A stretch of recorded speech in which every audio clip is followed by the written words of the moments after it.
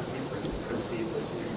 Well, perhaps, because I didn't think you failed to note that for the defendants who were arrested on Town Line Road gate, we were, I think, at least 0.2 of a mile within the private property of the pigs.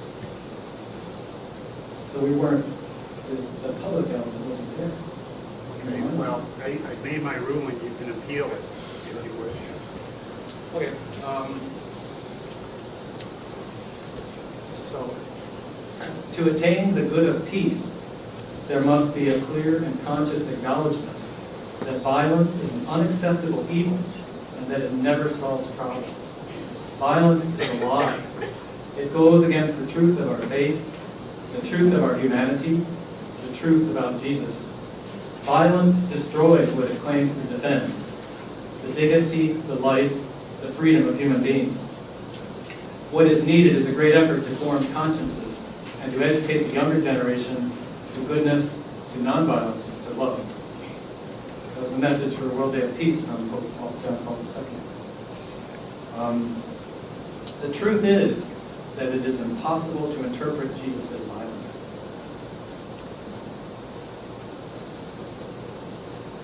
Faith and violence, that was Pope Benedict, and this is Pope Francis now. Faith and violence are incompatible. Faith and violence are incompatible. There can be no religious justification for violence in whatever way it manifests itself. To say that one can kill in God's name is blasphemy.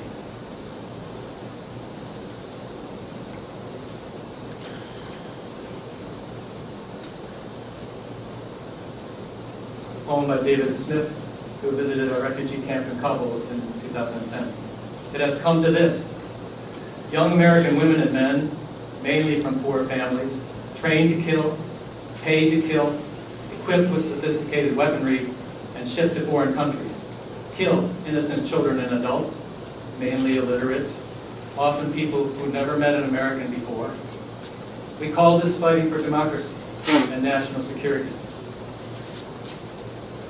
Before we met Khalid, before he reached like a parent into a pocket of his robe, before his hand emerged with worn photos of his children lying there torn, bloody, dead, before the first assault of shock and horror gripped our throats and shook us like rag dolls, squeezing the air out of us, before he told us that an American missile destroyed my home and killed my wife and 5 children, we knew that he was waiting for us in Afghanistan, that he had left the lowland green fertility of his farm, his goats, his village in Helmand, left all but the memory of his wife and children,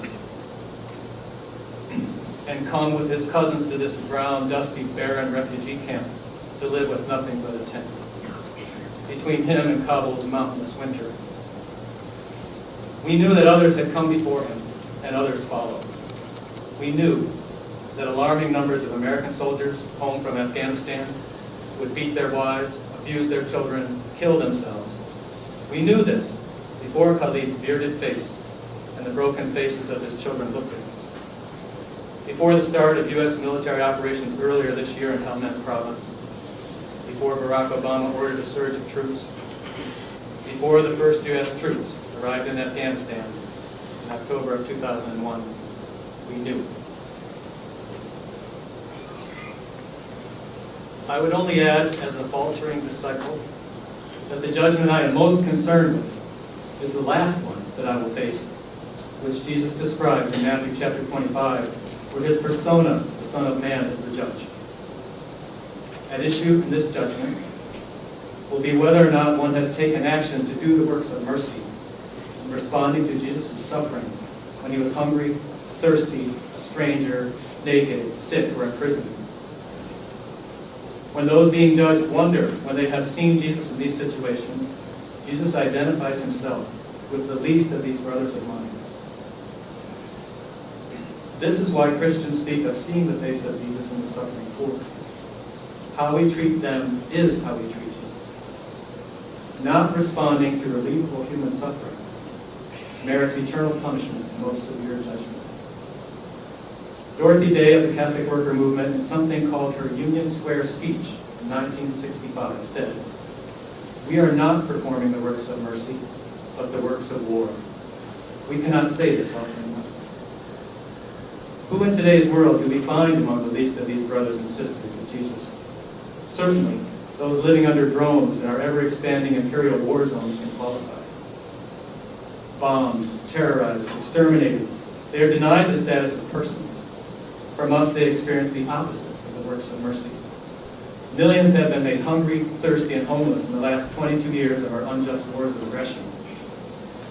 Those executed by drones have not even had the benefit of a mock trial that Pilate afforded Jesus.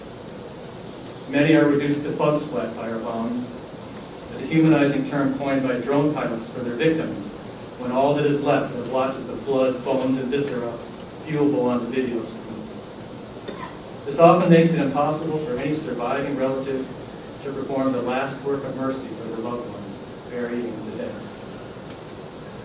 How do I think the just judge will respond to my responsibility for such an appalling lack of mercy if I should do nothing to resist these crimes carried out in my name that are illegal by the minimal standards of international law and unthinkable by the higher standards of the gospel? How could I not join my friends in the witness in action at DeWitt's drone warfare attack base? We cannot go back often enough to say these same things. So impatient have we become for a new springtime of justice and peace, a profound change of mind and heart that will produce actions of mercy instead of war.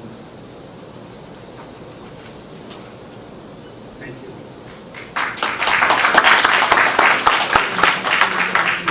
Bello? Yes.